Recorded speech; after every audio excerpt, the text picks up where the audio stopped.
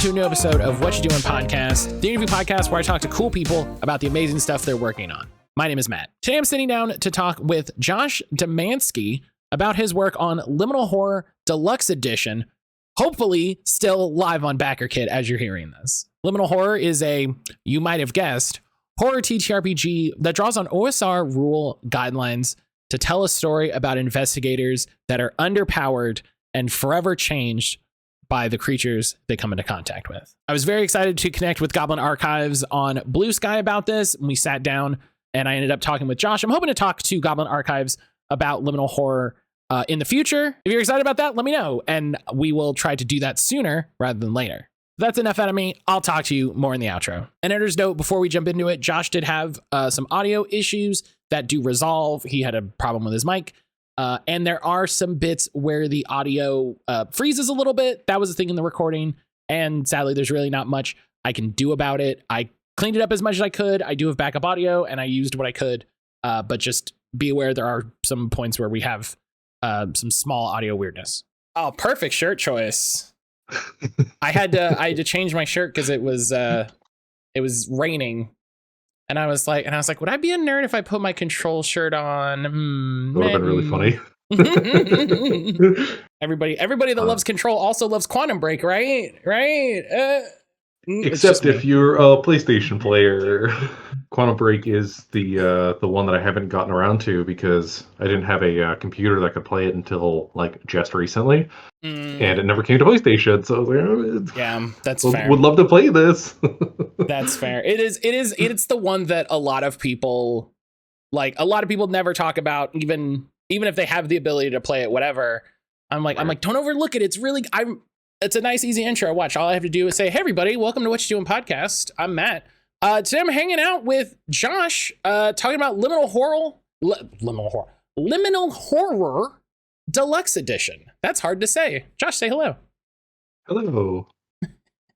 I was really excited. The amazing, the incomparable Jack pinged me in a thread on Blue Sky to talk about Liminal Horror, and I was very excited. I've been a fan of Liminal Horror for a little bit. It's a game that like kicks around in my brain every so often where I'm like, and you just get thinking about stuff for a minute. And I'm so excited to sit down and chat with you about the deluxe edition. It's such a neat idea. It's a thing that's come up a couple times talking about TTRPGs, this idea of like releasing something in a, I don't want to say bare bones, but like simple beta. Yeah, like direct way that's like, here it is. Here's the text, here's the rules. Boom, go. And then have the ability to come back later and say, all right, we got new art. We're doing new editing, all of this. It's exciting. It's very cool to see because, you know, you can still have it both ways. You know, the old version still exists, and then you can still get a nice, fancy, full art, fancy pants edition. So leading us off, Josh, listen, I'm getting ahead of myself. I get all excited, you know, where I'm like, yeah, let's do the podcast. This is fun. And I get ahead of myself. Josh, go ahead and introduce yourself for the audience. Let everybody know who you are, what you do, other things they might know you from, anything like that. Sure. So I'm Josh Domanski. I let's see my many hats. I'm writing in the tabletop scene. I do a little bit of design work here. You know, most of the more recent sort of design stuff from the Liminal Horror is coming out of me. I do a little bit of development editing on the side. I find that kind of fun, but I got a couple of random projects I'll work on occasion for that. And then I am an occasional actual play host, if you want to consider that. So, I mean, listen, it's a thing. What's the most recent one, or the one you would point somebody to? For the sake of this conversation, I ran a campaign of the Bureau for Gehenna Gaming over on their YouTube channel. Yeah. Man, I feel like that was a couple years ago at this point. But that's a full run of the module. I think we did like 7 episodes of it. I thought it was pretty good. We had some, you know, sort of both technical and staffing difficulties that we had to work around, but it ultimately, you know, the cast was great. Their production value was pretty good too. So I was really excited about how that all kind of came together and turned out. So that's a good one to go figure out. I had a real shit microphone, but at least it's there. But more recently, I don't know if it's permanent because they'll occasionally switch people in, but over on the Weekly Scroll, they have a series that's called Side Quests that revolves entirely around my schedule. So it is very inconsistent with when episodes release. But Side Quests are so the Weekly Scroll does pretty much weekly reviews of games. And the Side Quest series is supposed to be, running those games that they have reviewed for the sake of example, but with a little bit more of a gear towards, like, we're talking about the mechanics and the game and the system, in the sense that if this was someone's first introduction to this game, hey, go watch this actual play. And go from there. I think we ended up getting like 7 episodes or something like that, but we really had to stop while we were working on the deluxe edition for Liminal Horror because it's consumed every facet of my life. So. I like the idea of like sorry, we can't do the show about games because I have to make it. I have to make the game. So hang on, we'll come back to it. But beyond the actual play stuff, you can find the rest of my work in a couple of random places. I did 2 of these level 0 funnels for Old School Essentials with the Afterthought Committee. That was sort of the first stuff I was working on when zines had come out. I more recently did a bit of design work on the Outer Rim Uprising Mothership collection. That's a third-party collection from the Lost Bay, where it's not out yet because there's a production schedule that has been pretty delayed based on the manufacturer. But I did the layout on, was it They Won't Cage Us, I think is the name of the scenario there. And then I was the principal writer on the campaign handbook for the box set, which is like this. I think it ended up being 60 pages in the zine, but it's the one zine that binds the entire box set together. What else? I think that's the big stuff. Oh, and in the future, I don't know when people will listen to this episode, but there should be a Mothership adventure called Till Death Do Us Part that's being published by Silver Arm that may or may not be out. It's not out as we record this, but it is close to being finished. I've never had more of an idea, more of a vision of the amount of things moving in the TTRPG space at any one time as I have in the last 8 to 9 months since doing this podcast and following more creative people on TTRPG. There is just an infinite number of things that are being written, being edited, being shipped, being completed, being manufactured. It is almost overwhelming the amount of stuff. I can definitely understand why, I feel like it happens in video games too, and it's only gotten worse the last couple of years where, you'll be like, how did you not hear about this really cool thing that this person made? It's like, because there are 900 other things coming out every single day. I always feel like I'm pretty plugged into most of the tabletop RPG stuff kind of in general, and then all of a sudden, again, you'll see some really popular thing pop up, or some conversation, or somebody doing a review of a thing that I have absolutely no context to, and I'm like, okay. You're like, how did this miss me completely? That's just how it goes. But all right, Liminal Horror Deluxe. Let's talk about Liminal Horror in general, and then we'll get talk to the whys and the hows. Liminal Horror, how would you describe this system of Liminal Horror? I would think of it as like a cairn-like, but I don't know if there's a term for, I don't know if we've come up with a fancy term for that yet. So Liminal Horror, the original version released in 2021. It was written by Goblin Archives, my current writing partner. And that was a little zine, 40-ish pages, what have you. That was around for about 6 months before I kind of formally joined the team to help work on the Bureau, which came out a little while after that. But the first iteration of the system, and it's pretty much exactly the same. There's only been very minor changes as we've gone forward, but it was very much a Cairn hack. For at that time, it was specified for sort of like this cosmic horror sort of take there, with the idea being you're running contemporary cosmic horror to kind of set it apart from the Call of Cthulhu's of the world, or the type of game there. When I got in, in early 2022, the big thing was I was like, this is a survival horror RPG, where it is Cairn. The basic mechanics from Cairn are there, but things have been kind of tweaked just a little bit to focus it more definitively on the horror element. Cairn itself comes from Electric Bastion Land, and Electric Bastion Land is the iteration of Into the Odd, blah, blah, blah. So there's all this lineage that kind of goes into it there. But so we took the bones of Cairn and brought forward. Goblin Archives ended up adding the Fallout system, which kind of defines Liminal Horror itself, where Fallout is a representation of the horrors having a tangible effect on your characters. So you can get into fights, you can, save the day against these monsters, but you're probably not going to be the same person in both an emotional and a very real physical sense by the time that your character is sort of done with their part of the story. So Fallout was this big draw, the first portion of the system. When we went back and in the process of developing the deluxe edition, because we've been at this for 2 years now, a little bit longer than that, we ended up putting together what we're calling the Investigator Edition, which is a little basically a stopgap scene. But we were migrating over from Exalted Funeral to Space Penguin, who currently publishes the Liminal Horror line, and use that as an opportunity to kind of start kicking gears on reprinting and reworking some of the stuff that had been done in that first year and a half.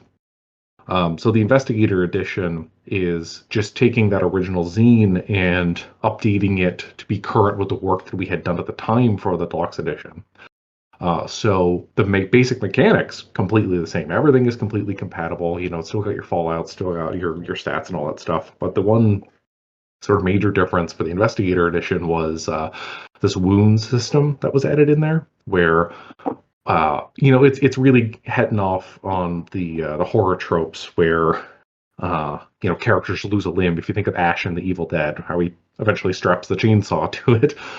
So we wanted to kind of drill in and get that angle of it as well. So wounds work a lot like Fallout, except instead of monsters corrupting you, it's very physical things happening to your character. So you've got your base health and HP. You've got your very you is at risk with Fallout, and then we have this new at the time wound system there that is your physical body being threatened. It's got to feel weird talking about this in the way that it's like you said, new. It's we wrote this 2 years ago, and it's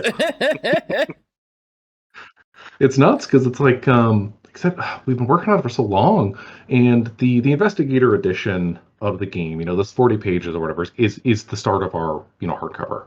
We did go back and retweak it a little bit, just things that we weren't exactly happy with and whatnot.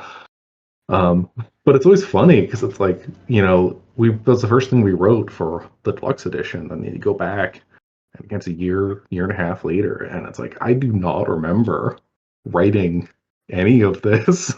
It's we were cooking here, damn.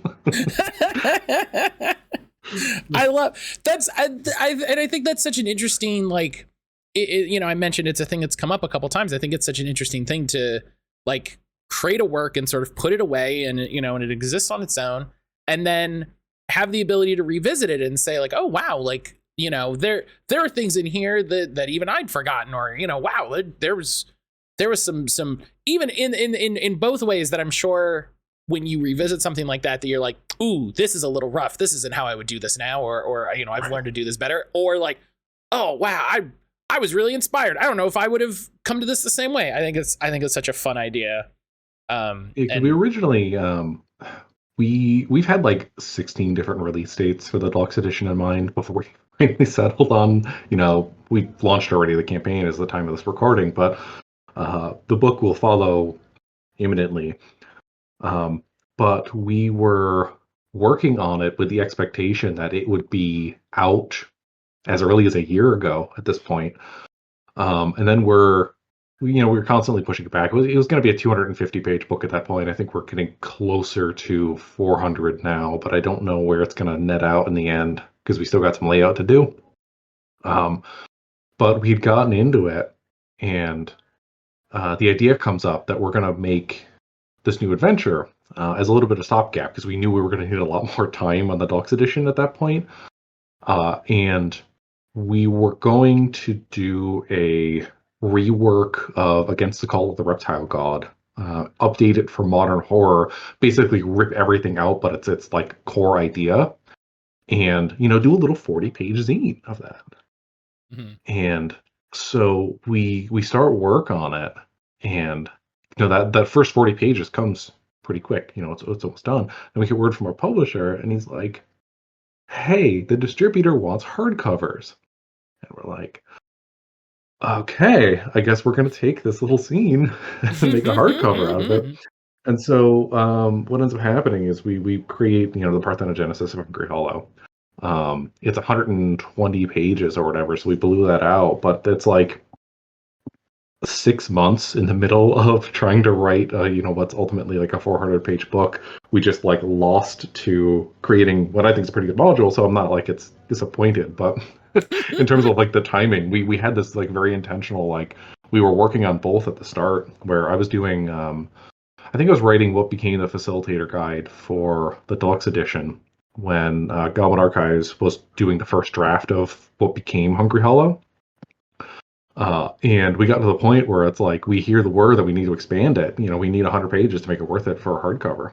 And so we both were kind of just like, shit, we got to do this. So we dropped the deluxe edition for, like I said, it was about 6 months, and just, put all of our focus into getting the module together. So we weren't done by any means in the deluxe edition. So coming back to it, it's like all these half-written ideas and stuff that I not fleshed out and stuff. Put scary thing here. Well, yeah, basically. Yeah. Scary monster guy. Okay, there's a scary monster guy. Here we go. Yeah, more or less. That's how you write, I have heard that before. That a lot of the advice that people will say a lot is, if you're writing and you hit a spot and you're just like, I can't think of something, just jot some ideas and keep moving and keep that momentum. And yeah, it's the it's the worst. Where your brain just doesn't work. Like, I'm no longer generating prose in my head. So you stare at the page for like an hour without doing anything. But yeah, just getting anything out is better than nothing. You can always come back and tweak and fix and whatnot. But staring at the blank page does not feel good and doesn't help. So get your garbage on the page first. How frequently is it that in your experience that you're working on multiple projects at a time? I'm literally not working on multiple things at the same time.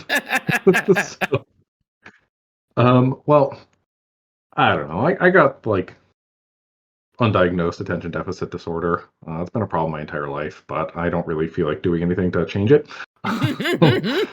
So it's one of the things where every project that I work on, I'm gonna hate at some point. Like the work is not done until I can't stand to look at it. I get that. That's when it's ready to release. So what I like to do for my own, personal workload is to creatively juggle, where there's always one primary thing that's getting worked on at any given time. But because I get bored of it pretty quickly, having something else going in the background is really useful for keeping momentum. Because if I stop, I stop. Like, I've, this week is a really good example because I've barely gotten anything done for the past week because I hit, the burnout wall. And because everything I was working on kind of stalled all at once, it's really hard to kind of get back going. So I find it useful to, keep an open document and just like jotting down notes, doing little things. I've got like half a dozen things that I'm probably never going to produce, but the act of creation at least getting the ideas about is, a joyful act. So it's very useful. But that's also how I end up doing, working on Mothership stuff at the same time as Liminal Horror, when I probably should prioritize one or the other, and blah blah blah. Makes my schedule very full.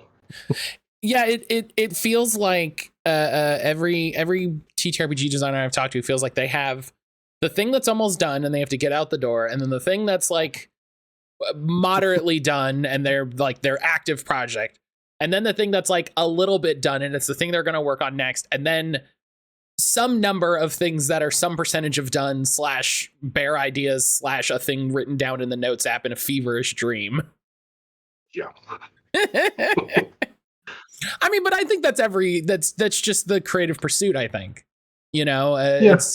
it's just how creation goes. And I have diagnosed ADHD from when I was a child that, hey, I probably still have, let's be honest with ourselves.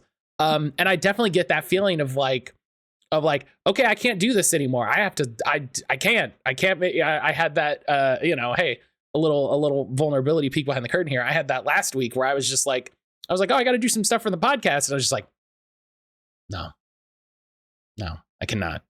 And then I had to do an interview. And sometimes people's schedules are what they are. And it's like, all right, well, I got to get my shit together because it's time to do the thing. I either keep doing the thing or I stop. And that's when you decide how it works. So, Deluxe Edition, did you, I mean, y'all, it's not just you, it's the two of you at the very least.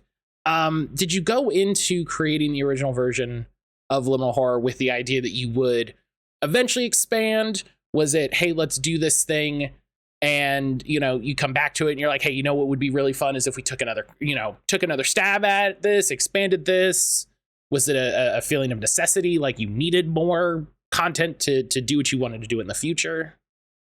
Yeah, I'm not 100% sure what the original intention from Goblin Archives was. A lot of the times when you work on stuff, systems, adventures, and whatnot, you don't really know who's going to respond to it. Who's going to pick it up, who's going to like it. So Liminal Horror had already taken off before I had joined on the official team. But by the time I had gotten in 2022, the idea was already present. So whether or not he had decided first thing or later down the line, it was always something that, as far as we as writing partners together had kind of wanted to pursue. Because the original idea was to do a box set. I don't think that this was because of Mothership, but Mothership certainly helped that idea kind of propagate a little while longer. That's fair. And we had already done, we got right into the zines as soon as I was hopping on. Goblin Archives was working on The Mall at the time when I pitched the Bureau, and then, he had done The Mall while I was working on Tangled for Old School Essentials, and then we kind of quickly came together and did the Bureau together, and those both released at like exactly the same time. So it's like right off the bat, we had these two modules in zine form ready to go. So the idea of a nice little box set to kind of like contain it all together was kind of alluring. I think that pretty quickly went away once we started getting into like the scope of what we wanted to do. Because the thing is like, we never wanted to do a second edition. It's maybe that's something that comes down the line. I don't know. I don't think it's necessary, especially once the deluxe edition is going to come out. But there is more that you can provide than a zine can contain. For, if you get a standard mix and print from a zine, you're looking at about 40 pages before the thing starts to bow and hold itself open. And you can get away with about a maximum of like 60-ish pages. Liminal Horror is great in terms of how compact it can fit. We can do the entire set of rules and even like character creation on like 2 pages if we really want to get down to it. But like that doesn't really support the players. That doesn't support the GM in any capacity. So while we can provide a little bit of that in a zine, we can do a lot more of that in a hardcover. So we've been kicking around that hardcover idea for a while. In particular, we're working with Space Penguin on this one. Like I said at the start here, they're the publisher of Liminal Horror at the moment. Space Penguin is run by Jarrett Crater, who is involved with both the Mothership and the Cairn box sets. So we get firsthand knowledge about how awful it is to make a box set. I like that idea of just like we want to make a box set. No, you don't. Yeah. No. So, oh shit, where did I put it? So I just got this in the mail. This is not quite a box set, but do you know Soul Muppet Publishing? Yeah. They do Orbital Blues, Best Left Buried. Yeah. So they just did they're starting to fulfill their Kickstarter campaign for Afterburn, which is the most recent Orbital Blues expansion. And they put out this box called Rogue Anthems that is a bunch of like Handfoot adventures in a VHS case. Oh, hell yeah. Coolest fucking thing I've ever seen. I jokingly asked the publisher about if we could do something similar for Liminal Horror in the future, and it was like, no. I'm not going to sugarcoat this. I'm not going to. No. Yeah, there was no way. Now, the thing is like, it's an odd printing size. It's to put the pamphlets in there. Getting the VHS cases it's not impossible, but it's like, right. Good luck. Like, I know what Soul Muppet had to go through to get that to work, and it's like, that's love of the game right there. But that's like, I think Space Penguin's like two people. They're not doing that. I talked about the Mothership box set at the start of this little side conversation, and that's in my hands. That has fulfilled. I was a backer, so I got the PDFs and stuff early. And one of the things that Mothership has had to deal with from the start is, even with the original Zero Edition zine, there was this expectation that you already understood that Mothership was coming from an OSR like culture of play. So there are parts of the game that don't really explain themselves because they expect the audience is coming in with sort of that knowledge. You know how to run games already, so you can pick this up and run it. When they expanded to the box set, they did a really good job of including additional elements to help people along. Like the Warden Operation Manual is one of the best books you can buy in tabletop RPGs all in of itself.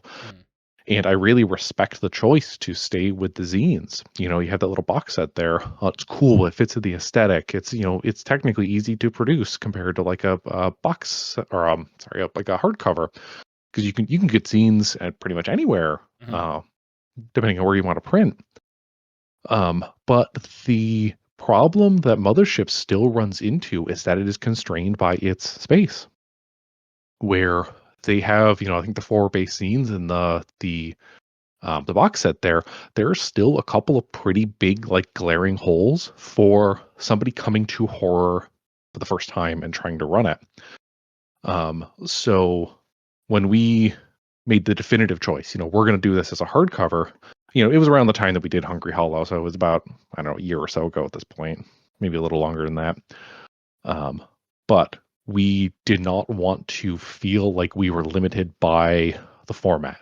So we go to a hardcover. We can write as much as we want within limit.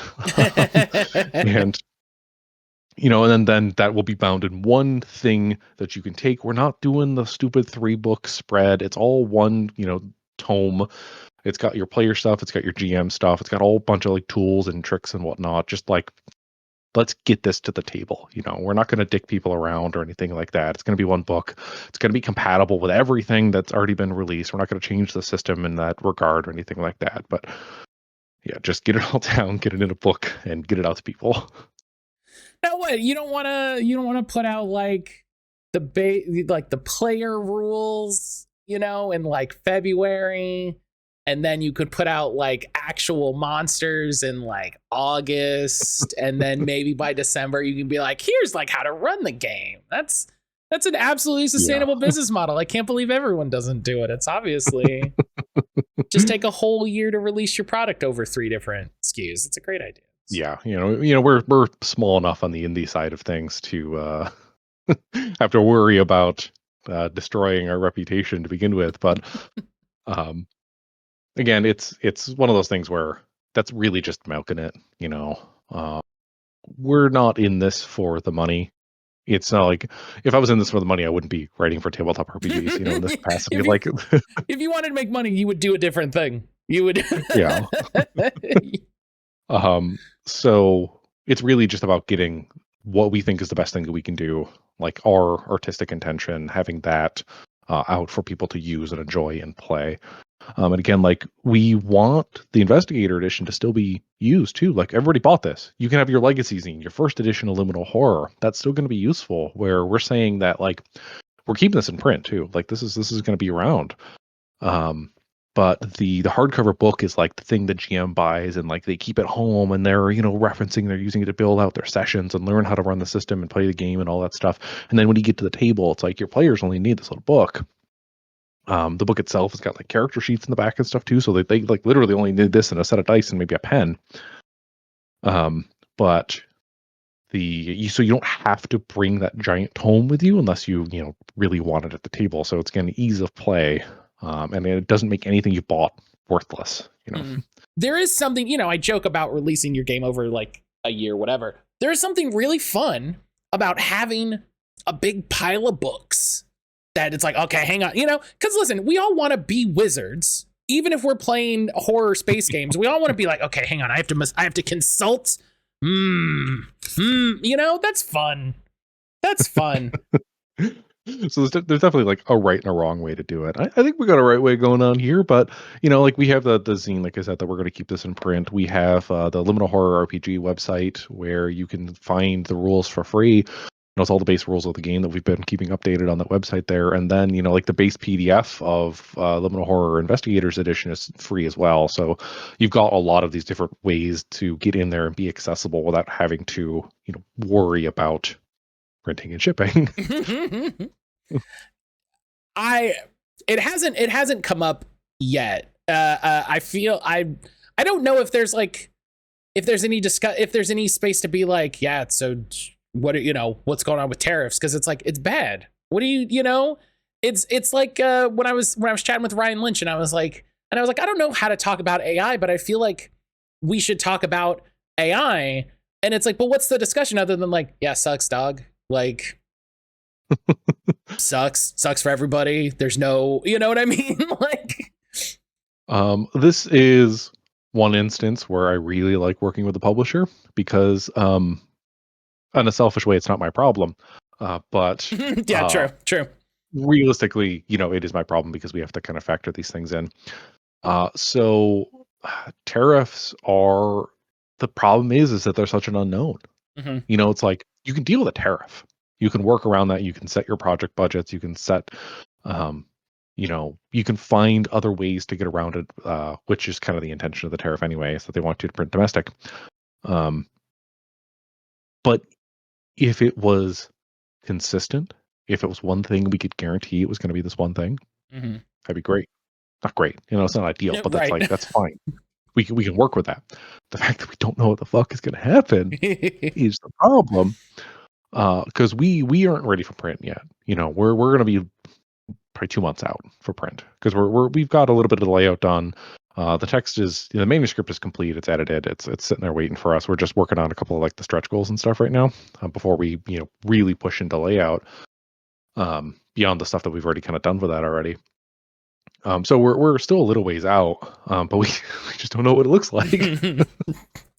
But we're gonna have to cross that bridge when we come to it. Again, we don't want to pass that on to the customer. Like that's not the ideal. But I don't know what's really gonna happen there. We're gonna use the same printer that we've used for Hungry Hollow. It's this manufacturer that's out of China. It wasn't ideal in terms of how we were approaching it back then when we started printing Hungry Hollow. I wanted to do domestic where possible, but it's not that it wasn't feasible. It's just that it wasn't going to work great for us. Where we had a couple of options for, I think one was in the US and one was in Canada. One of the manufacturers that we wanted to go with just never got back to us, so we couldn't even like get quotes or prints or anything like that from them.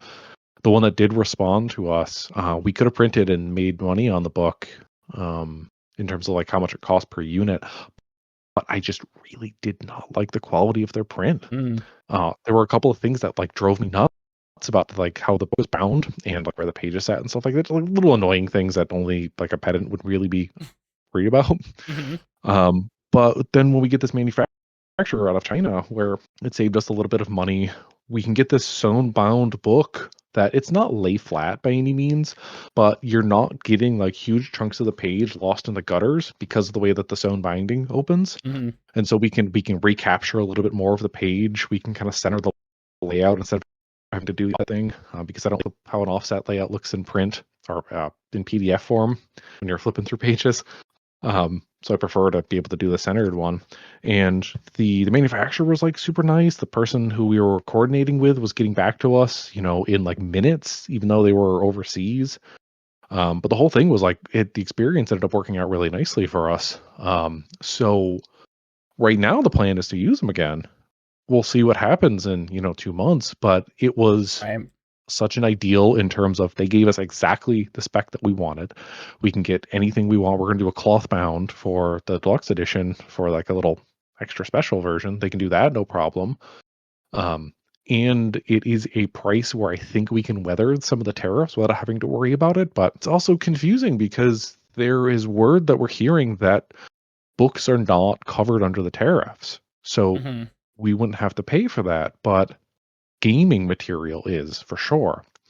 So we've been able to work with the assumption that a tabletop RPG book is a book and not a game, but it really depends on how the enforcement agencies want to come after us, basically, when we start trying to get the stuff shipped in.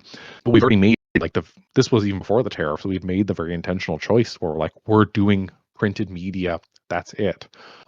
So we were trying to keep shipping costs down by using media mail, especially for like domestic stuff in the US, where media mail started to a little bit heavier on the enforcement a few months back, where you can't ship a package with media mail if you have like pamphlets or a patch or any like little tchotchkes in that, even if the primary thing is the book.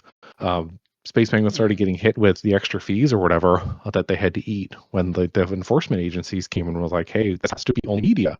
So we're like, all right, for the deluxe edition, we're doing nothing. We're doing a couple of extra zines. We're doing the book itself, no pamphlets, no patches, no merch, no anything like that, just so we can keep the shipping costs from skyrocketing for our backers.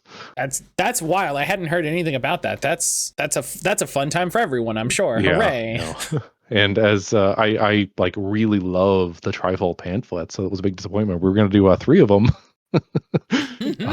We ended up kind of warping that into one of our stretch goals, which is I think as of this recording has fully been unlocked.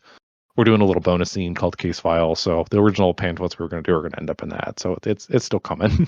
We had a nice fun chat about manufacturing, and I've said this before on the podcast. If I had my way, I would ask every single annoying little minutia question about the process that no one wants to answer and no one wants to hear. Do you know what I mean? That's not interesting. Yeah. That's not interesting for anybody.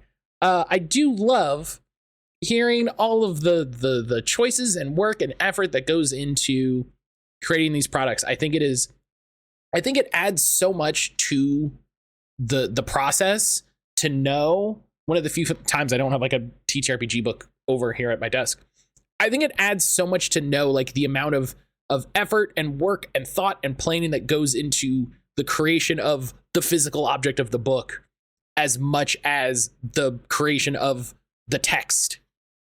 Like I think it makes that book mean so much more. They're like, no, this is exactly how they meant for it to look. They picked this binding, they picked this layout, they picked this cover, they picked the, you get the nice little sewn in bookmarks, like, oh, somebody picked that and they picked the color and they made it match. Like, this is a good book. But talking about manufacturing, let's talk about the game.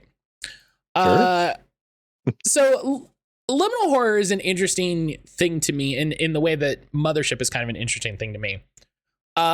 It mechanizes horror in a way that I think for years and years and years in the TTRPG space, people were like, well, you can't mechanize horror, right? Like, oh, man, horror is a feeling, it's a thing. It's, you can't have mechanics and all of this. Thoughts and feelings on that.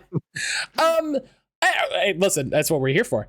And so I think the first thing I want to approach in digging into mechanics, you set up at the top, Liminal Horror is a survival horror TTRPG, right? And so there's a lot of things that come with survival horror. The biggest of which being inventory management, which we'll get to. I love the way Liminal Horror does it. But with big air quotes, sanity effects, right? The sort of black mark bad time with a lot of TTRPGs when they try to do horror things.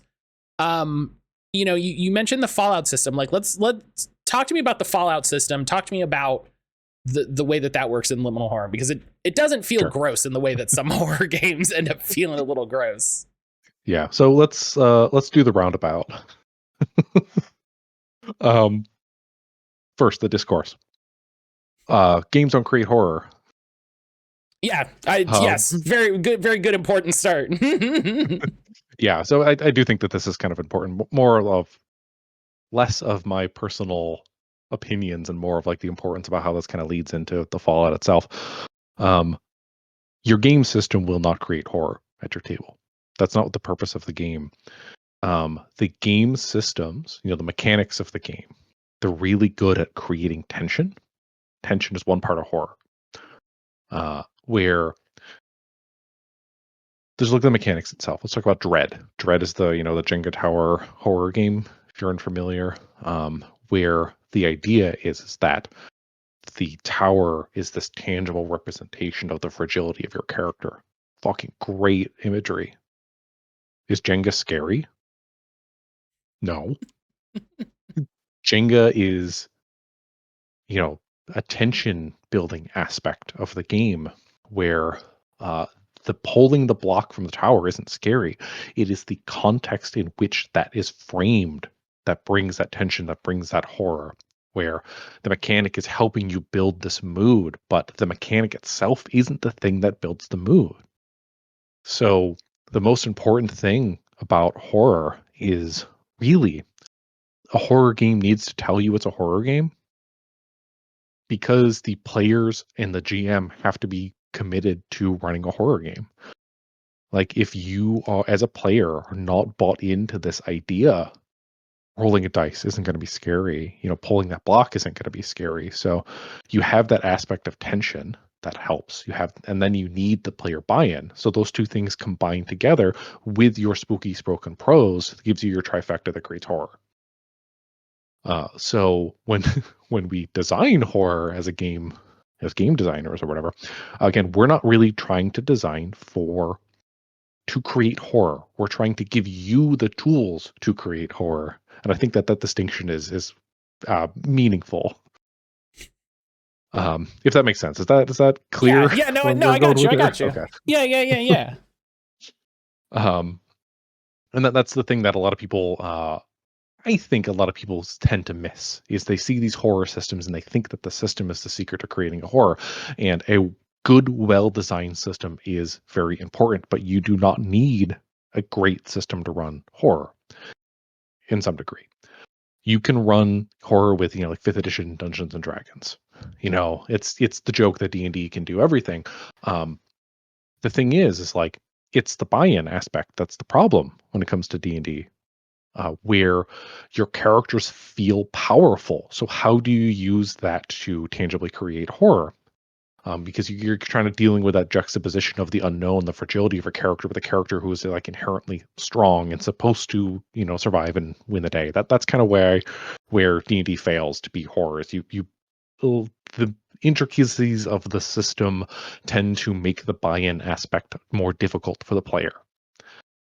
So you want something that's going to at least facilitate the buy-in and not get in the way. But you don't need the system for the horror. Again, you can tell spooky ghost stories to your friends. Create a collective narrative, do a LARP. All of these things that aren't just like mechanics for horror. That feeds into the sanity aspect of it and why sanity can feel gross. It's because you are trying to mechanize something that probably shouldn't be mechanized. Mm-hmm. Like the descent of someone's mental health is, a classic trope, but it's primarily, the cosmic horror, the Lovecraftian angle. But how do you mechanize that? You're losing points. What does that mean? My sanity points are slowly slipping away. It's like you can use that to role play, but like again, I don't know. There is a bit of a disconnect there, and that's why it always kind of throws me for a loop. I don't particularly like sanity systems in general, so that's why we don't really deal with them in liminal horror. But um, I think you can do sanity really well. Cthulhu Dark is a game that I think does sanity really well, where they originally had it as sanity, and then it was changed to insight for the full edition, I guess, of Cthulhu Dark. But I think that game's almost 10 years old at this point. Yeah. Actually, yeah. Where I think that framing, just changing sanity to insight, already fixes some of the problems with it. Cthulhu Dark is all about your character on their slow descent into madness. It's one of the best games that you can buy to get that experience where your character is slowly being eroded away up until the point where, they lose their mind. But insight is reframing that. It's not necessarily that your mind is being torn away from you. It's that you are seeing things that you're not meant to comprehend, and you're having a hard time kind of processing that, and it kind of breaks your character. That sounds a lot the same. I'm probably not explaining that particularly great, but I think that subtle distinction really works in the favor of, Cthulhu Dark here compared to like sanity mechanics.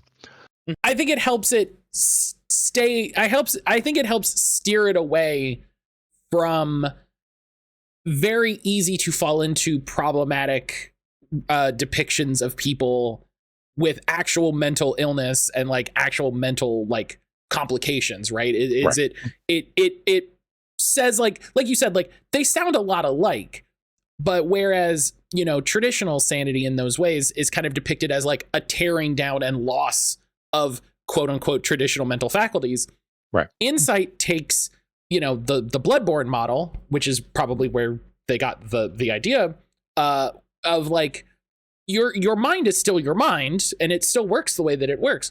The problem is it is starting to understand and comprehend and exist in layers and ways that the human mind was not meant to exist and comprehend. It's like if all of a sudden we discovered the fifth dimension, or that you could see through time or some stuff like that. We wouldn't just be like, all right, fifth dimension, that's cool, let's keep moving. You would take time to adjust. You would need time to comprehend.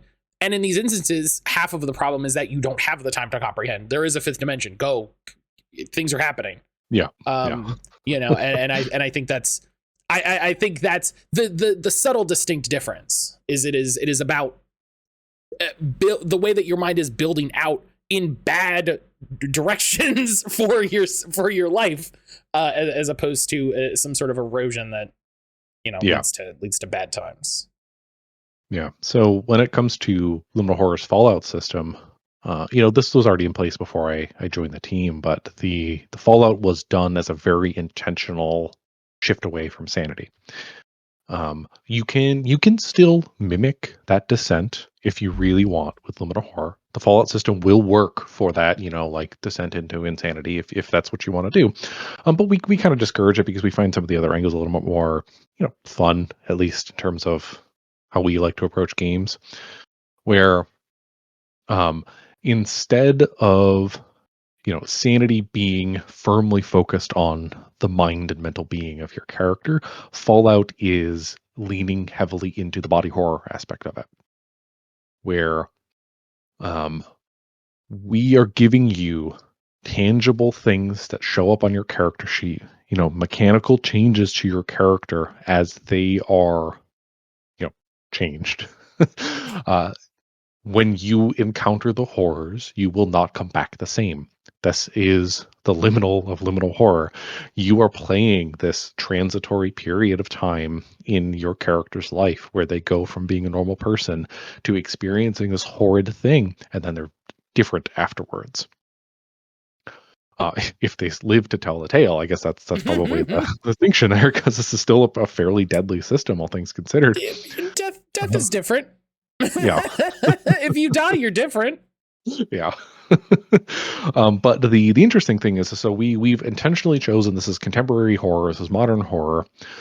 You are playing in analogs to real life. We've made fake locations like Carpenter, Oregon, and Coldwater, Washington, but they're kind of based upon real places to a certain degree. Hungry Hollow is pretty heavily based on Westport, Oregon. So you don't have necessarily like the luxury of pure fantasy where you can kind of make up everything. We're still trying to base this somewhat in reality in some regard. So one of the key aspects you can play with, again, is that body horror, where a lot of the monsters you're going to encounter were people. Zombies is the really, kind of core example there. We got a lot of like plays upon that zombie idea. You see it in a little bit in Hungry Hollow. Hungry Hollow is like cultists that kind of take over and, brainwash people, for lack of a better term. The Bureau is a little bit more of like a physical corruption taking over individuals. And then we get into the Bloom, and the Bloom is, zombies. So the core aspect of the game here is that you as characters are seeing people that have been changed by the horrors. And when you start gaining those horror or the fallout, when you start encountering these creatures, they start dealing stress to your character. You start losing your inventory slots to fallout as they begin to fill it up. Your character is becoming just a little bit more like those creatures that they're facing. So you have that very tangible reality of like, you see the zombie walking towards you. You may be 2 or 3 steps away from being that zombie as a character. So we give you the mechanical little change to your character. You're always seeing it because it's consuming parts of your character sheet that are very important to your character. And so again, this dual sense of tension where your characters are a reflection of the horrors in some regard as soon as they start taking horrors, and then you have the mechanical aspect where you're losing your inventory slots to the fallout. But again, we wanted to make it too where Fallout's a little bit alluring. It's the way we describe it is that Fallout will, under most circumstances, make you a little stronger, but also make you a little weirder. So you might have, mycelia of a fungus running through your arms like veins, but it's going to make you a little stronger, a little more capable. So maybe you want to get a little closer to the horrors next time. Maybe you want to get that Fallout, but if you push yourself too far, you're going to be dead, or you're going to be one of those creatures soon.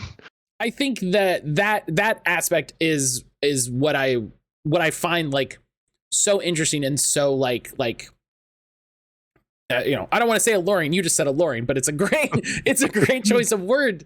Is you look at the Fallout table, and you're like, oh, some of these are actually kind of interesting. Yeah. And like they're fun from a character sense, right? From a purely mechanical standpoint, it's like, ooh, being a little stronger, that's fun. That's a cool time.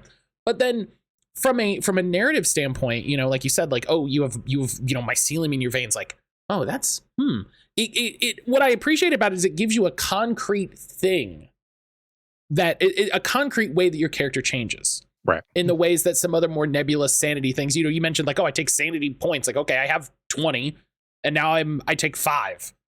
What does that mean? How do I, how do like, is it nothing until it's out? Like, that seems silly. Whereas like, the way that works in this, and the way, I always think of like stress in Blades in the Dark as like one of the sort of like big pivotal changes for that sort of system. And also the way that it works in the resistance system in like Heart and Spire, where, it is a thing that feels like an eventuality, right? It is a way in which your character, through the adventures that they're having, through the encounters and things, are slowly being eroded into a different thing. And the ways that we're going to do that is we're going to give you very concrete, specific information that will affect your character physically and, usually very visually, and then gives you something as the player to act on, to incorporate in the ways that you're interacting with the game, with the adventure, with the other characters. And I think it's just more interesting overall than like 5. I took 5. Yeah. Got it. I took 5 to this other hit point track. Neat. Yeah. I will say we weren't influenced by the resistance system. Like that was something that was, on the radar, but neither of us had kind of read into that until somewhat recently. But I'm currently running a campaign of Heart and having a good old time because it's dealing with a lot of the same things. Like it has a Fallout system where, and again, it triggers in the very same manner. You have to, go and encounter these things in order to trigger your Fallout. So, I can appreciate that from its design perspective, even if it's like the convergent ideas rather than having been influential. Mm-hmm. Yeah, sometimes people invent the thing around the same time. It's just how it works. Yeah, especially especially now, like we talked about. There's so many new games. There's so many new things happening all at once. That's gonna happen. You know. I spent 2 years making this game. Here it is. Oh, it's the same as that. Oh, damn. Yeah. Like Liminal Horror itself is just a bunch of shit bolted onto a very familiar framework, but it's very clean. We think it's clean and elegant at the very least. But it's we're not going to claim that it's unique. It's just I think we did a really good job of like putting it all together. Another thing that I love, I mentioned the inventory thing, like focusing on like a survival horror viewpoint. As a person who loves video games, is big into survival horror games. The inventory management and your control. I've always viewed the inventory management part of the survival horror games as sort of a direct representation. I don't think I'm saying anything new here. So nobody come at me and be like, "Oh, Matt, you watch like you think you're coming up with all these new ideas." No, I watch a lot of YouTube essays. I've always kind of viewed like the inventory system as like your control over your environment, right? It's like your ability as your player to interact with the environment. And does that mean you have a lot of healing items for when you inevitably run into a monster? Does that mean you have a lot of weapons for when you inevitably run into a monster? And in the way that Liminal Horror says, okay, cool. You can have, what's another one that's not the mycelium? I want to come up with another one. I want another cool, fun one. All of these, I was going to say all of these are mycelium because I'm looking at the bloom one. Dingus. Hold on, I'll give you one. I got the bureau right here. Creeping black mold. I just saw a music video about being possessed by black mold. It ruled. And so it slowly spreads further and further, adds to your strength. That like having that slowly like infect your character sheet in that way of just like, okay, cool, like I'm stronger. I don't have as many options as I did before because I made this decision, or maybe I had this decision forced on me, but this is what's happening. I'm losing control over my character.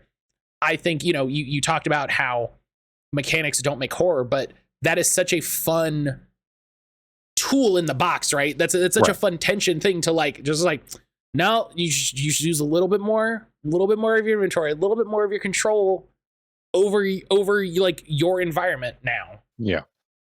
That's fun. It's good. Yeah, and it's one of the things too where there is no mechanical character progression in Liminal Horror. You start as a normal individual.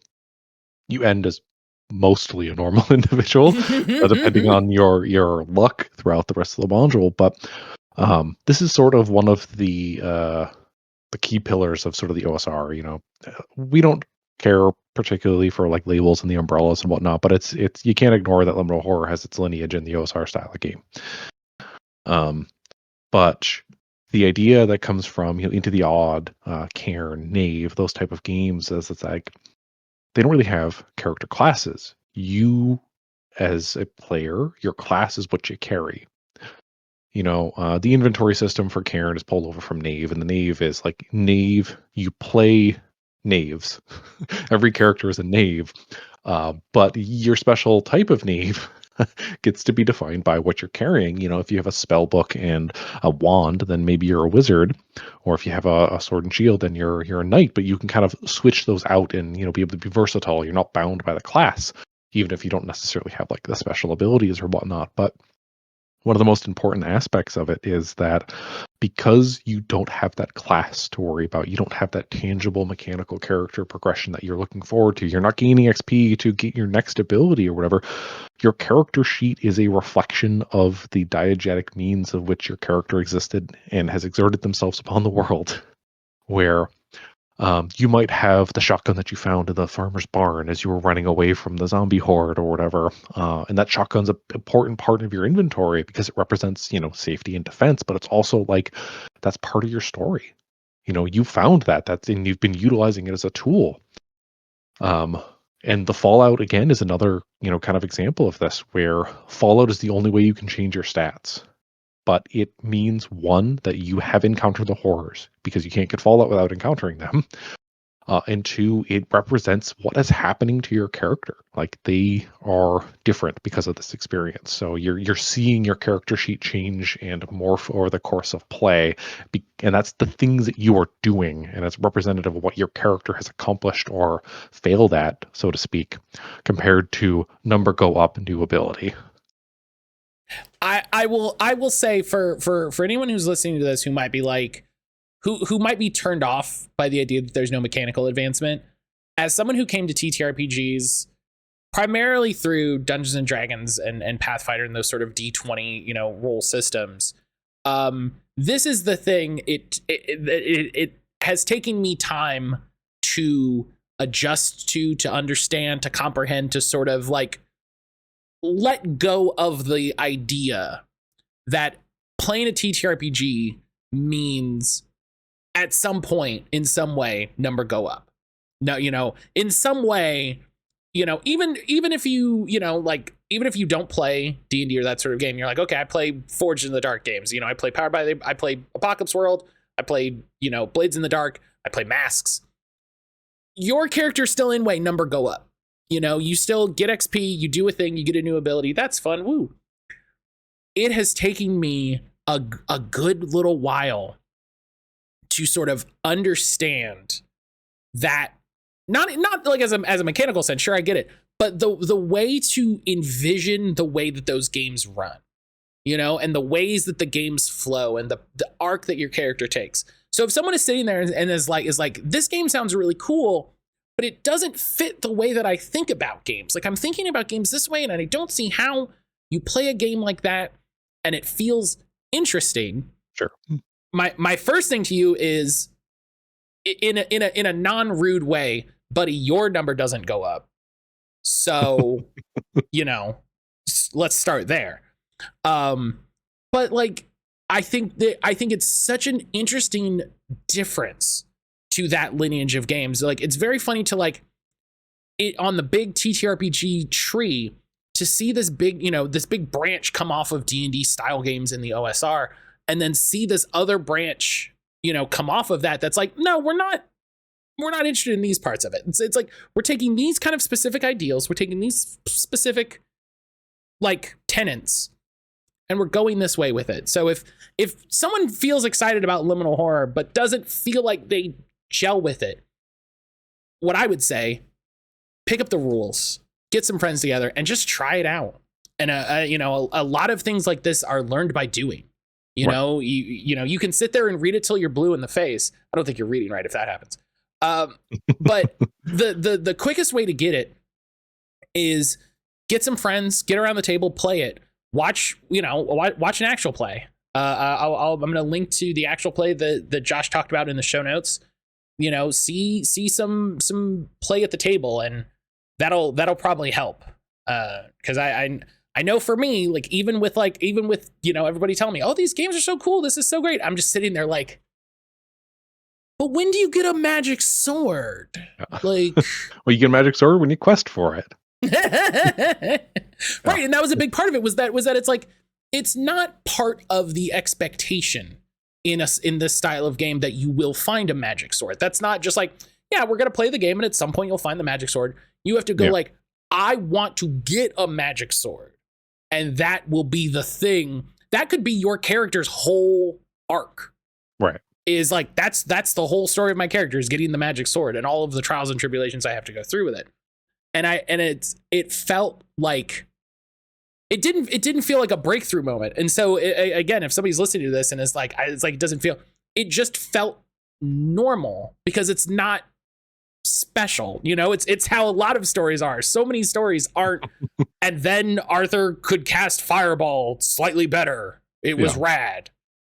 When you break it down, again, I don't want to like disparage anybody for playing a number go up type of system. It's not for me, but that doesn't necessarily mean that it's not pleasant. Like, I understand the desire for power fantasy. It makes you feel good.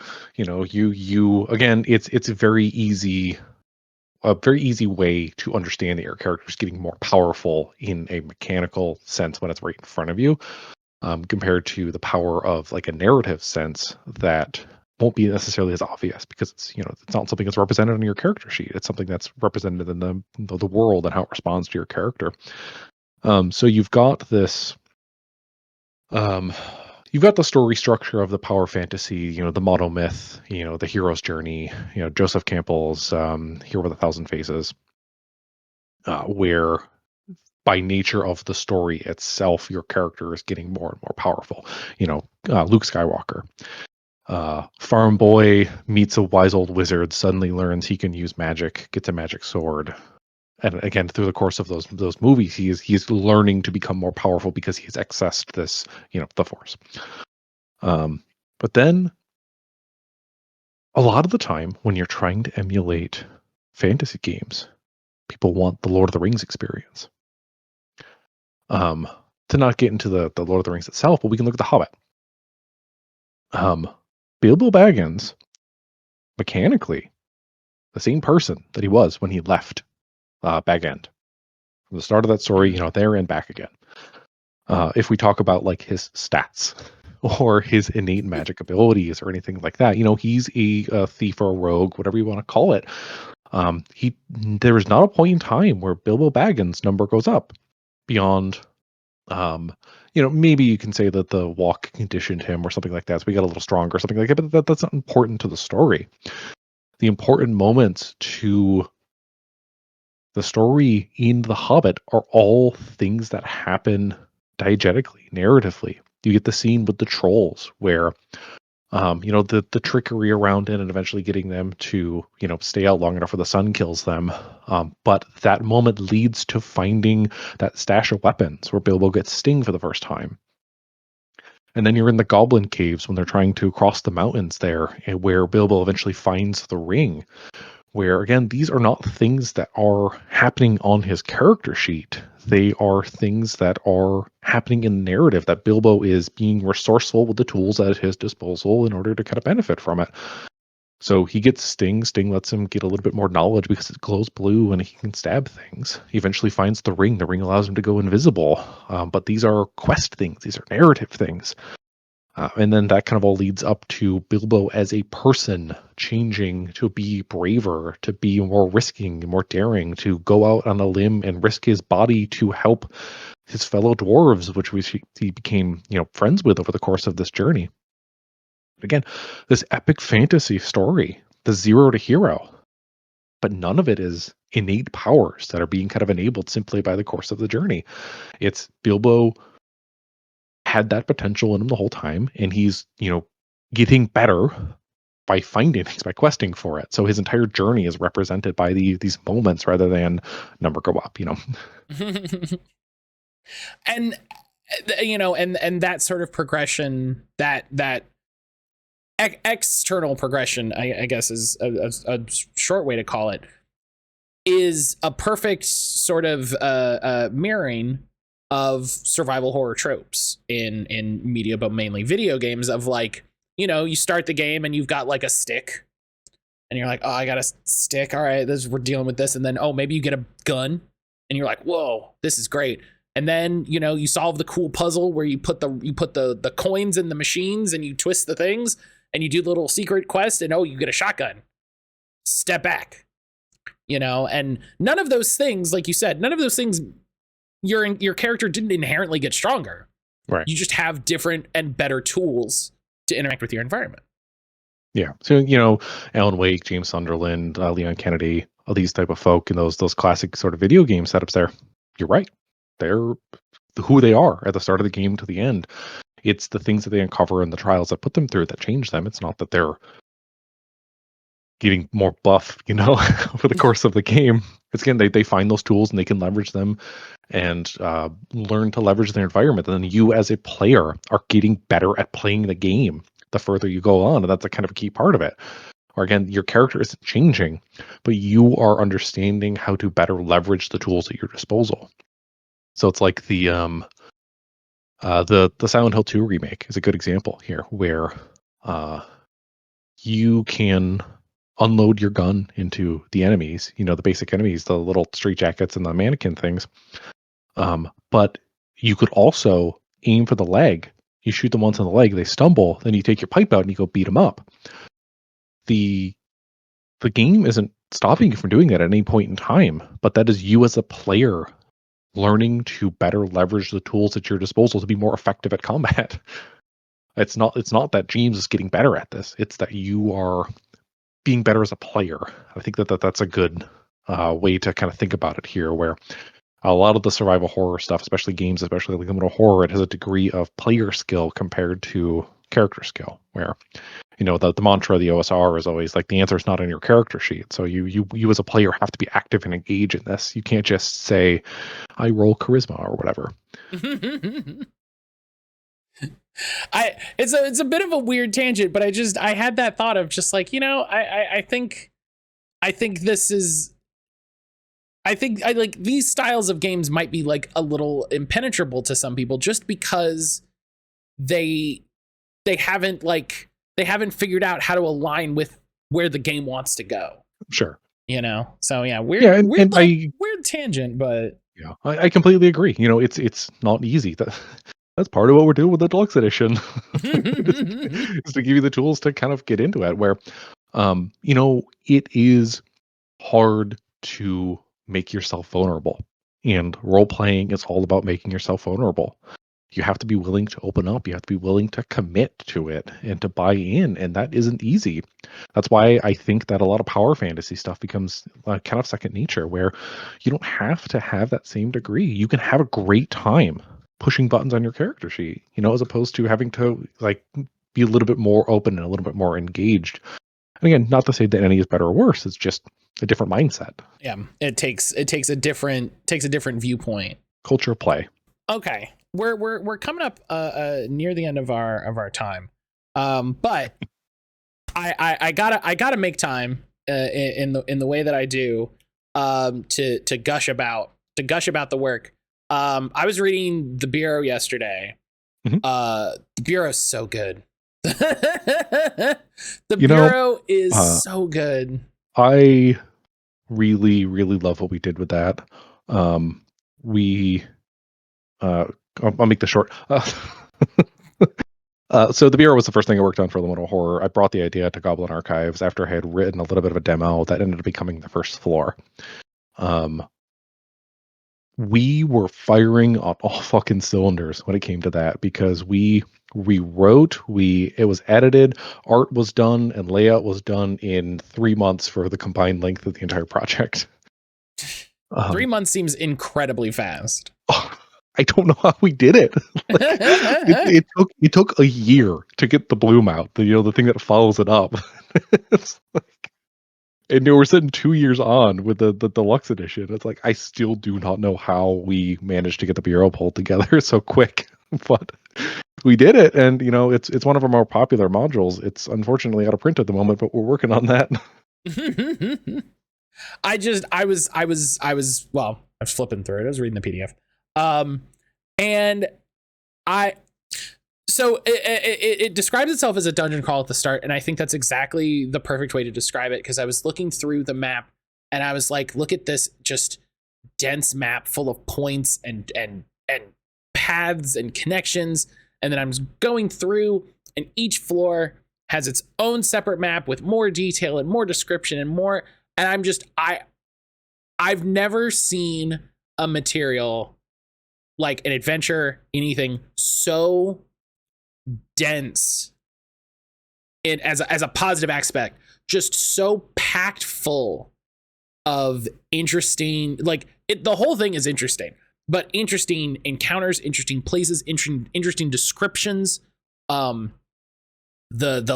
last monster, I won't spoil it in case people want to check it out themselves. The spread is fantastic. Like, it's such a fun break in the like layout, editing, formatting.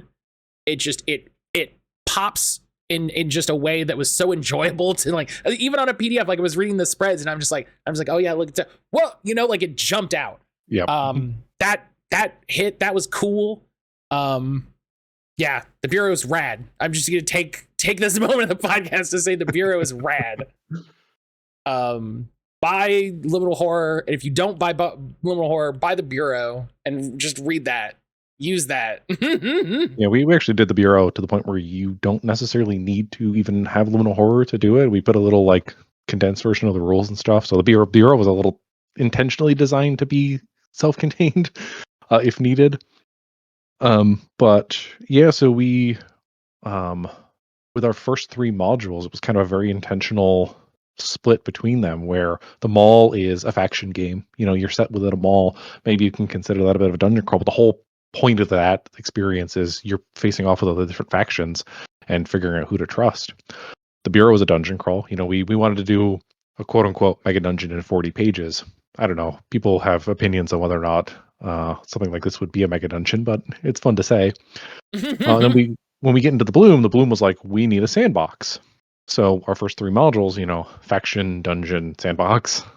But again, these are sort of very intentional choices that we're kind of making to give the full spread of different play styles you can have with it. But the thing is, like, you look at, you know, Control was a big influence on the Bureau itself, or Resident Evil or Silent Hill or what have you. And those are all dungeon crawls when you think about it. You know, you don't necessarily think of a dungeon as being a mansion, but in terms of like dungeon as place adventure is, yeah, I mean, a lot of classic, you know, survival horror and horror experiences are dungeon crawls.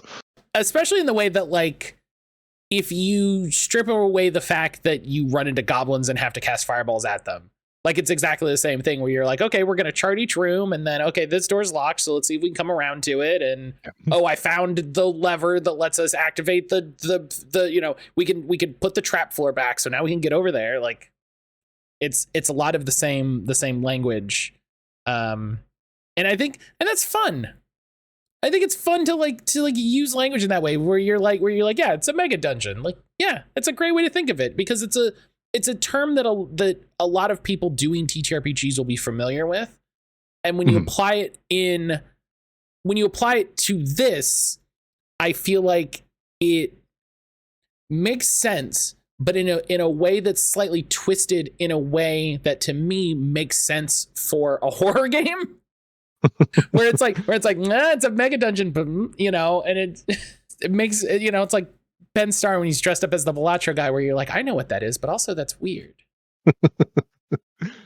Yeah, I just had to scream about how good the Bureau was. I just gotta take a second in every podcast to just yell about how good the thing is. We are constantly living in the shadow of having to try and be as good as that. So it's a blessing and a curse. I love that. I do love and hate that idea of like we have to be as good as the best thing we ever made. That's hell. I do think the Bloom is probably a little better in my mind. I don't know. It's hard to kind of like rank your babies, but we got an Emmy nomination for the Bloom, so we can at least say that somebody else thinks it's good. There you go. Another. I want to take another opportunity to shout about a really cool thing. Is the oh god, what's the name? You're gonna get to it before I did. The Liminal Horror Triangle Agency crossover module. One Night at the Shelterwood Inn. That's it. I was like, it's one night at. I got nothing. It's me naming things like Fall Out Boy songs.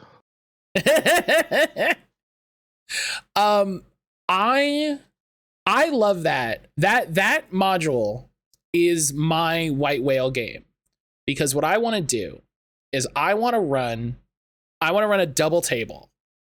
I want to run one table where they're playing Liminal Horror and the people stuck inside, and I want to run another table where they're playing Triangle Agency and they're trying to get them out. And they're like, this is I wish I had an actual play show, because this would be a really fun actual play. You should have 3 players on either side. and they're both moving through the inn and interacting with each other and doing stuff, and that'd be a fun time for everybody, I think. The original intention was just you could run this with both systems, and it's going to be a fundamentally different experience no matter which one you chose.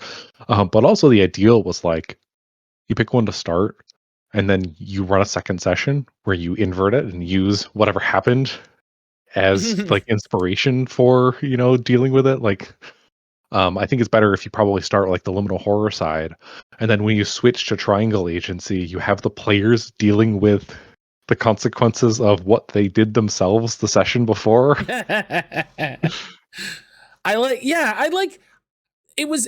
a really cool idea, because I like adventures that like or I like when games interact with each other.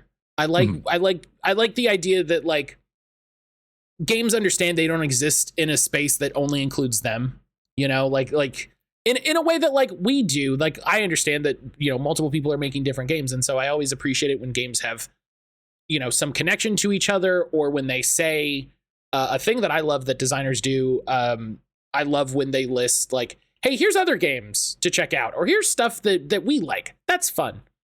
But I really love the idea of this is why I had Nathan and Epi on not that long ago. I love the idea of an adventure being written that's like, if you want to do it like this, if you want it, you can run it like this, you can run it like this, you can run it in this adventure, you run it in this system for this sort of adventure. As a person who's not someone who designs games, I feel very excited about the idea of more adventures being written for more audiences, in the way of like, if you like this system, if you like this system, if you like this, like, it's a fun idea. It's probably a ton of work. Yeah, we've been intentionally kind of fostering that, where one of the things that we say, in the deluxe edition itself, and as like community managers, I guess if you want to call it that, is like there's a lot of stuff out there that works for liminal horror that you might not think. One Night at the Shelterwood Inn is an old Warhammer adventure that we rewrote to be modern, and it's like it's different, but you can see the pieces if you know it. It's Night of Blood by Jim Bambra was the original adventure, but it's like if you've run Night of Blood and then you pick up One Night at the Shelterwood Inn, you're gonna see it, like. But it's just like we took the core idea and rewrote it all, so it's not like we're not trying to steal, we're trying to use as inspiration, and we very much like call it out, and that's like this isn't hidden. So you take that core idea and it works for modern horror, and you're just like, okay, instead of an inn at the side of the road, it's an old roadside motel next to a gas station, but that core still really works. So we wanted to make sure that we're applying that like actively to our system, where if you own the Bureau and the Bloom, we have conversion notes just written in the back of the modules. The Bureau is, I forgot what we did at this point, but where did I put it? Oh yeah, so we have Agents of the Odd, the Company, and Mothership just tossed in the back of there, because we thought, hey, these are going to be good systems to run this, and not everybody's going to want to run liminal horror for it. Where we had someone on our server giving us a play-by-play of their campaign when they took the module and added it to their Mothership game. So it was just like some building on an asteroid in space or something like that, where everything was basically exactly the same, but they were using it with Mothership. They're running it that way, and just like the framing itself made the experience really unique. And it was a cool thing to get to read through. But even in the Bloom, we've got, I think we talked a little bit about Cairn, where we're just like, you can run this in Cairn with no changes except for making it fantasy if you want to do it. But then we have Monster of the Week is another fun one, because we think that the framing would work there. But we've also got notes on how to do Cthulhu Dark and Triangle Agency in the back here, where it's like, it's not hard. You take this thing that we really love, and it's like you don't have to have this prescribed experience. You can apply this to multiple different things. We want people to play this stuff. We don't really want it to be like so restrictive that they must play it with liminal horror, Yeah, and so that idea kind of spun into the Triangle Agency crossover when we were talking with those folk. It was such a fun idea. Like when they came out, they did all these crossover things, but I really dig the sort of, I'm gonna say remix culture, and it feels weird because it feels like I'm like a 2000s tech executive, like on stage somewhere. But this idea that like nothing created for TTRPGs is off limits regardless of what you want to do. You know, the idea of just like, oh yeah, you can read this whole adventure for whatever, and if you put it in the elbow grease, you can use it for whatever system you want. And this kind of ethos of use what you got, pull out what doesn't work, use what works, you know, move it forward, shift some stuff around. I feel like it I don't know. I like the idea that like people don't have to act as like, you know, there's no new idea under the sun, right? Where it's like, oh, I have to come up with this adventure whole cloth. It's like, no, grab some old adventure that like, if you want to have like some weird adventure that has a bear, find some weird old D&D, AD&D adventure that has a bear. Use it. Add some horror elements. Yeah. Put a weird rip cult in steel there. tear. Yeah. My favorite thing is to take the old West End game Star Wars RPG, you know, from the 90s, and take those adventures and run them for Orbital Blues. It's like you take out the alien, and a lot of the stories are, you know, applicable. That you can kind of bring it forward. It's my little secret weapon because none of my players have ever read that system. So I got a decade worth of stuff I can pull from, but I'm not going to feel confined to only run stuff written for Orbital Blues. You know. Yeah, I think the thing that like I'm settling into, and the sort of ethos that I'm settling on is just like read everything. Read everything. Like all the games are good. Everybody out there is like making a cool game. It's got cool stuff. Read it, appreciate it, and you know, enjoy it for what it is. But then also, if you want to do something else with it, you can do something else with it. There's no rules. You know, there's nothing set in stone. No one's gonna come to your house and yell at you. If you want to, play the Bloom in Warhammer 3rd Edition, if you can figure it out, have a good time. Yeah, it'll probably work. Yeah, I don't know if I'm being reactionary to a thing that doesn't exist. Maybe I'm being reactionary to myself. Maybe I'm realizing I'm breaking some wall within myself that felt that there was this restriction, and maybe that's what it is. I don't know. Maybe this is a journey. Maybe this podcast is a journey of self-discovery. Who knows? Sure. Yeah. But all right.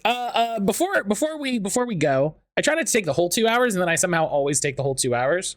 Yeah. Yeah, that's how it goes.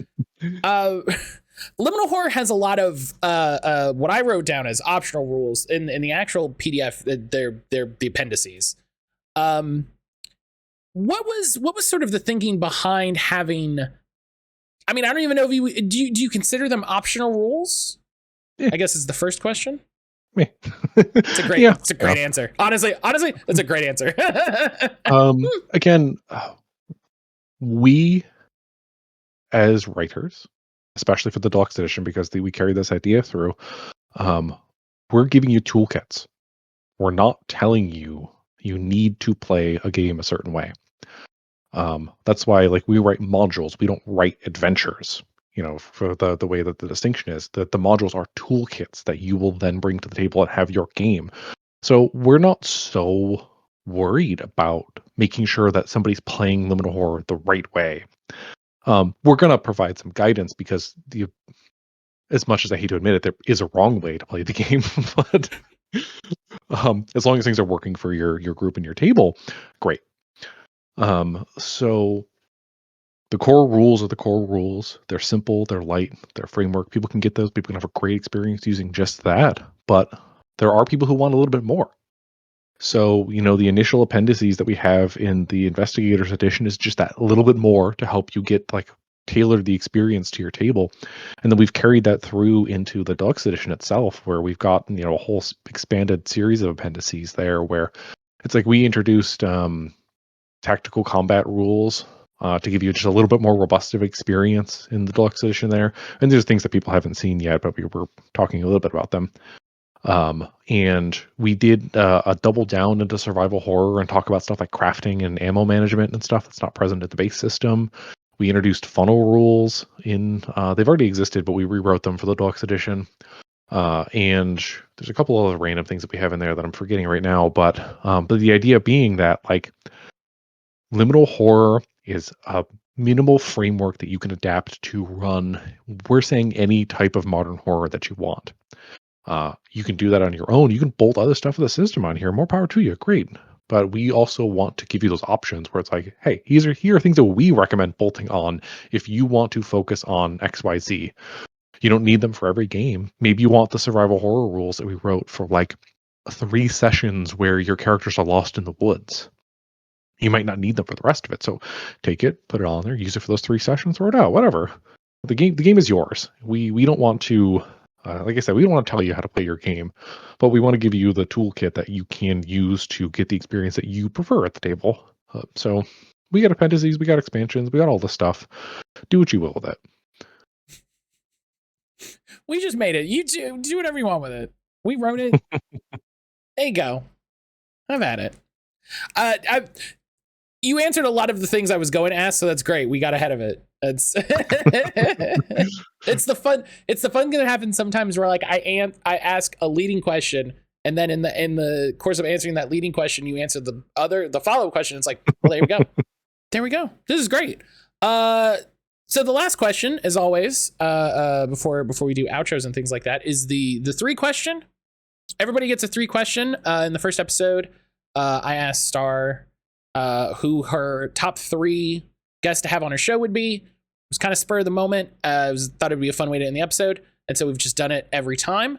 I come up with a top 3 question over the course of the episode, and that's just how we end the podcast, as something weird that I decided, because that's how the show works, man. I come up with a weird thing, and that's what we do. Josh, what are your 3 favorite items that are definitely only items used to solve a puzzle? 3 favorite items that are only used to solve a puzzle? Yeah. So like, you know how in you'll play Resident Evil or Silent Hill or something, and you pick something up and you're like, well, this is definitely, like, my favorite thing is the knife that you get in Silent Hill 2 that you cannot use as a knife. That is only explicitly used to solve a puzzle. Yeah. Let's see. So the items I can only use to solve a puzzle. You know, the fun thing about like tabletop RPGs when you're thinking about it is like you're not bound by that restriction. If you pick up that knife, you can use that knife as a knife. It would be very funny as the GM to be like, no, it's not a knife. No, it's not a knife. Yeah. Don't do it. But okay, so thinking of like the video game aspect of it, the radio in Silent Hill. It's not necessarily a puzzle per se, but it is the thing that, you know, for the unfamiliar, the radio plays static and it lets you know when monsters are near. But if we are thinking of it like in a tabletop sense, that would be pretty useful for tuning in to see if you can pick up radio frequencies, for one. Then you could take that and put the radio on, and even if it's just playing static, use it to attract monsters to it while you run away. So you have got a lot of options there. But in the game, you do one thing that tells you where the monsters are. Let's see. Some of the other ones, I like the big wheel because I think that that's kind of funny. You know, the big wheel you have to pick up to go turn the valves. Always. There's always one. Yeah. Where it's a depending on the type of the game, it might be that thing that sits in your inventory and is super fucking annoying because it's like 4 slots because it's this giant wheel, and you can only use it for that one thing. So it really puts the emphasis on how you're managing your inventory there. And then the third thing, I really like the letter in Silent Hill 2. I don't think I want to describe this letter any more than that, but I think the folk who know will know, because if I tell you what the letter does, it's going to spoil like literally the entire game. But, and again, it's not like it's used to solve a mechanical puzzle. It's used for the player to, if they're paying attention, it solves like a narrative puzzle. Where it helps you figure out what the fuck is going on in that game, or at least it gives you some indication about what's actually happening there. But yeah, so radio, big wheel, letter to James. These are good. You did the thing that everybody does, and I love every time that it happens, where it's like, okay, I see what you're asking me. What I'm going to do is I'm going to give you this. What I'm actually going to do is I'm going to give you this answer over here, and it's like, great, perfect. That's what I want every time. My like writer, my similarity to the letter to James for your last one is the doll in Silent Hill 4. Silent Hill 4 is one I haven't played yet. It's sitting on my list. It is a pain in the ass to get to, so it's. I finally got a PC that can run games, so it's like I have 6,000 of them to catch up on. GOG just released a new PC version of Silent Hill 4 as part of their games preservation project. Yeah, it is downloaded and waiting for me to have literally any second to play games in the last ever. So I get. Well, I can't say I feel that because I literally stream video games as a living, but I understand that the feeling of having a lack of time for activities. I get you. Yeah, I go from day job immediately into night job, and then I'm at my night the writing aspect of my life until like dinner time at around 7, and then another hour after that, and then I basically fall asleep trying to read a book in bed. Listen. This is why you got to buy the books, right? You have to show Josh and other creators monetarily that you appreciate that they're not spending their time playing Silent Hill 4 like they could be. They're making games for you. I did my taxes a couple weeks ago and saw what I made last year, and let me tell you, it is not minimum wage. Oh no! Don't do that math. Don't do. It was bad. It was bad. I owed a lot of money too, so that was annoying. But I did not have to file taxes this year, and that should tell you. Nice. That should tell you a lot. This is only the second year of my life I haven't had to file taxes.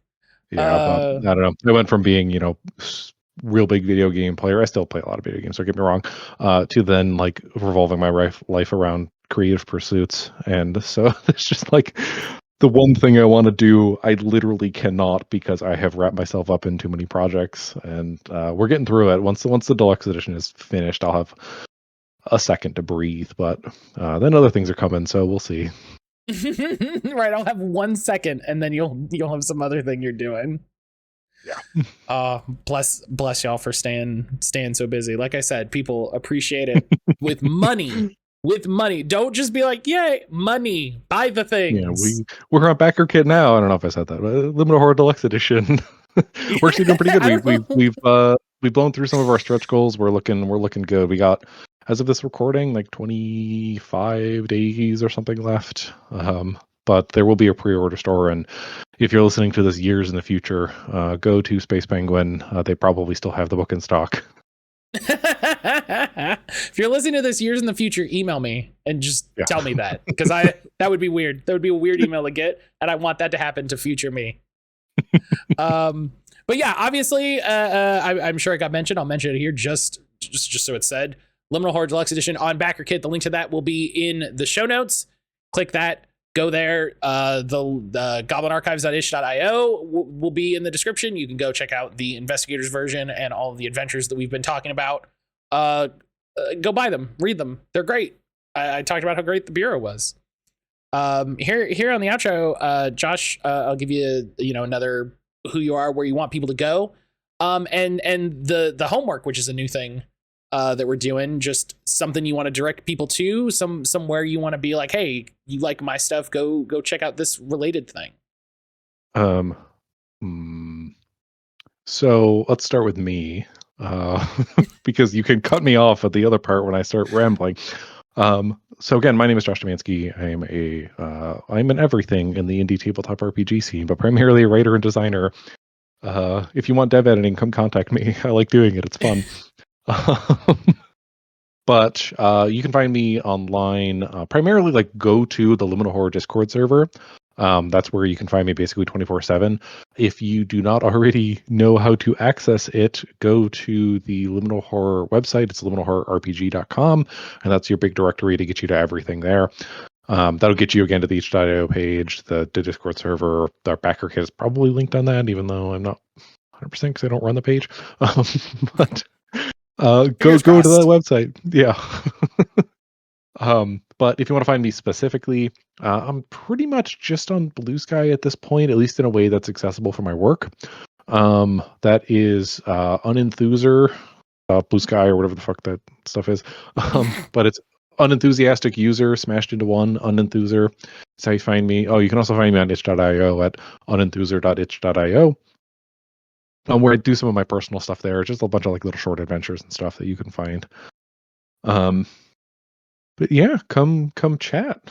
Again, the Liminal Horror Discord server is a big one. We got just shy of 700 people on that server right now, so we're moving and shaking. We're doing good That's a lot things. of people. Yeah. It's classic Discord where there's like a dozen people that are actually actively talking on it, and then the rest are just like there. We are currently running a game jam that lasts until the end of the Backer Kit campaign. It's called the Horrors of the Americas Jam, where we want folk to make like little bite-sized pieces of horror that we can spread out over a map of the Americas, and then we're going to bind that together in a community book and do print on demand for it. So if that sounds interesting and the bite of sound that I've just given you there, come to the Discord server and you can find a lot more about it and get help and stuff. We're going to try and shift into a push for that in the coming weeks to get some folks to put more entries in. That sounds cool. I love that sort of like community sourced zine thing like that. I love that. Yeah, we've had some really, really cool stuff come in so far. We're hoping for a lot more though, so come join us. So for homework, stuff to check out. Look at my list. So I'm going to rapid serious. fire. I'm concerned. I'm going to rapid fire a few of these things because I'm trying not to eat up a million years of time. A lot of these things. So if you want to understand liminal horror, we can talk about our media recommendations.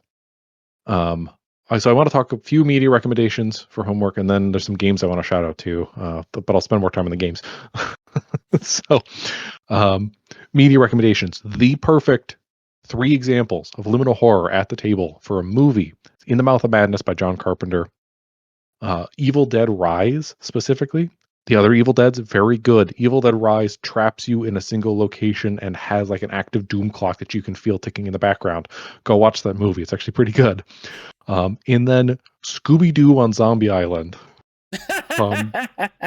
Fucking love this movie. It is, it's all about a shift tone. You take the goofy antics of Scooby-Doo, you tweak it to horror, and that's terrifying, the whole events of that movie. But again, you can feel an active doom clock working in the background of that movie as things kind of move and shake across the experience there. But yeah, Scooby-Doo and Zombie Island, one of my favorite movies. If you want books, go read Annihilation by Jeff Vandermeer. That is, 4 scientists, effectively people in different trades, are sent into this area, acts this weird place that's kind of liminal and strange and warping and alien, and they get fucked up by it. Good book. Pretty good movie too. I like both. The book is probably a little bit more divisive than the movie. The movie is definitely certainly more consumable. Uzumaki by Junji Ito. It's a manga series. Junji Ito is really well known in the horror scene there. Uzumaki is probably his best book. Again, very, very much the vibes we want to go for. You get people that are tangibly changing due to the weird shit that's happening in their environment, and then you're kind of trapped in this town that bad stuff is happening in. The last book here I want to recommend is Parasite Eve by I'm going to butcher this, but I think it's Hideki Sena. My mouth does not do well with Japanese names. So I apologize for that. But Parasite Eve is the original novel that was written in the 90s that kicks off the spur of Japanese horror, coming into the popular conscious there. You don't get The Ring without Parasite Eve. Parasite Eve also inspires the video game of the same name, Parasite Eve. That's technically a sequel to the novel. That is part of the golden age of survival horror video games. So Parasite Eve, it does a really good job of dealing with something that feels real and then spinning that to the supernatural to be horror, because it's written by a doctor. And be prepared though, if you're going to get a lot of medical stuff if you go read Parasite Eve. But I like it. It's like Michael Crichton, but not an American writing it. All right. Let me talk about TV shows real quick, and then we're going to talk about game systems. TV shows. X-Files. I don't have to say anymore. We'll watch that. Supernatural. Probably don't have to say anymore either. 15 seasons, I think, of Supernatural. Or a pretty good representation of what a liminal horror campaign would be like. Just a bunch of connected sort of horror things.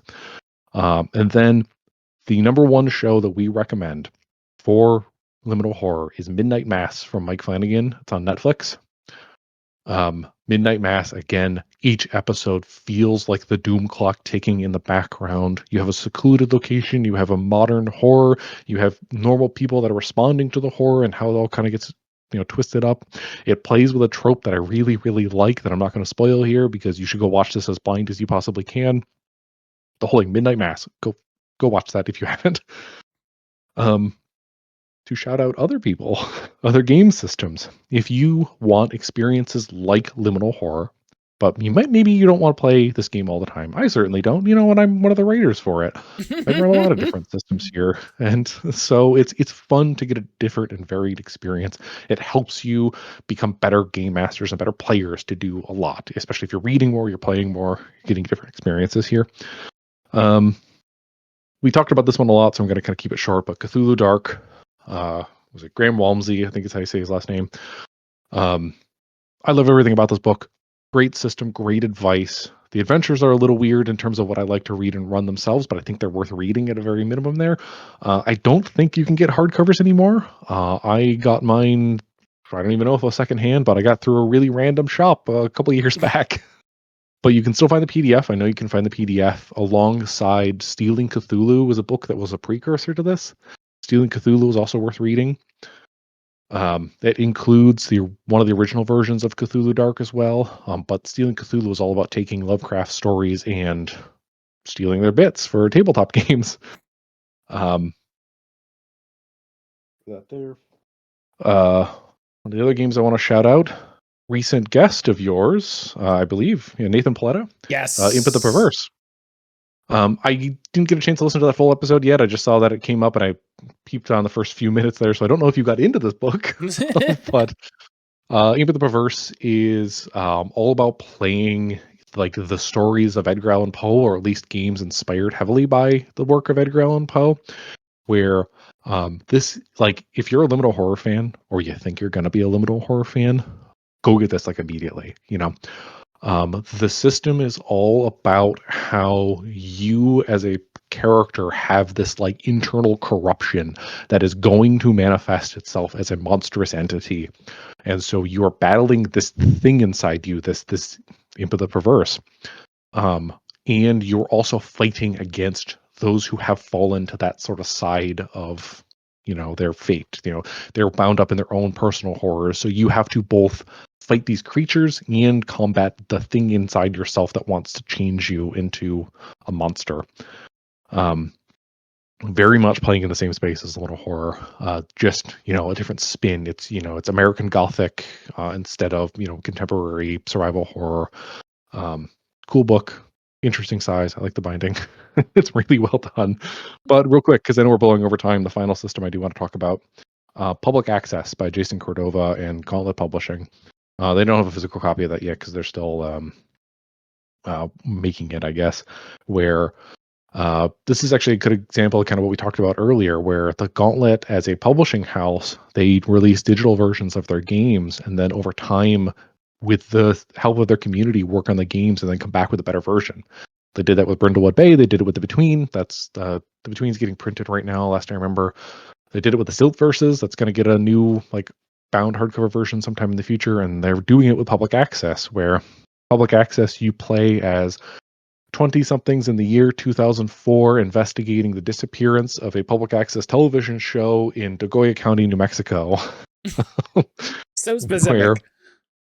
The thing is, that's the basic framework for basically a wide assortment of mysteries, where you're in this town and you're trying to find out what's happened to this television station, but over the course of that, you find yourself dealing with a monster at the lake. There are ghosts in this one house that you have to go investigate. There is the aftermath of a slumber party summoning incident that you need to deal with, and just all the stuff there.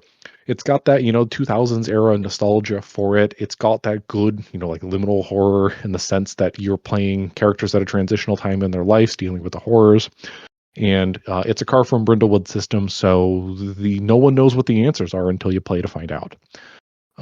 I ran an 18-session campaign of that. I think it was like a year and a half ago. Legitimately one of the greatest experiences of gaming that I've ever done. I highly, highly recommend it, especially like there's not a ton out there for contemporary horror in terms of tabletop RPGs.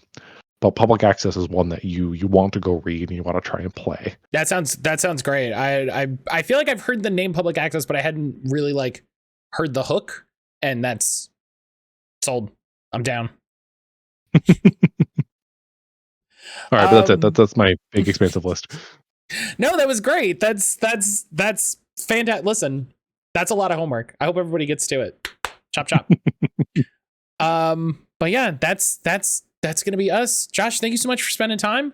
I hope everybody who's listening goes and backs Liminal Horror and gives y'all a bunch of money for all the work and makes all this tariff nonsense worth it, is what I say. It's my show. I'm gonna use it's my show. I'm gonna use this platform to yell at everybody to give people who are on the show a bunch of money. So at the very least, if you come on the show, I'll yell at people to give you money. So hey, that's a benefit. But yeah, Josh, thank you so much. Go ahead and say bye, everybody. Bye, everybody.